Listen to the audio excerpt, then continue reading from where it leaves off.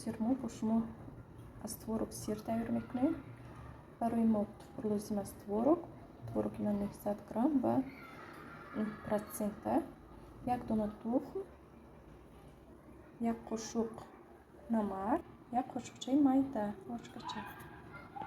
یک ложкача сода, 150 грам сливочное масло. Дар рӯи олов мемонем ва кофтан мегирем. ин шакли ки мебинед кофта меистем то об шуда тайёр шуданаш. об шуд то кофта меистем то кам шудану сахттар шуданаш бо нишон метиҳам. сири мо тайёр шуд. Qarib ҳозир контейнер гирифта мемонем то тайёр шавад. дар холодильник контейнерро банд мекунем.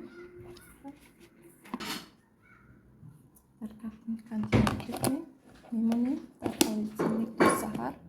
бисмиллаҳирроҳманирроҳим. сирамон пук шуда мебинем чӣ хел шудааст. сахта как намзакак шудааст. ҳозир ана сир тайёр шуд.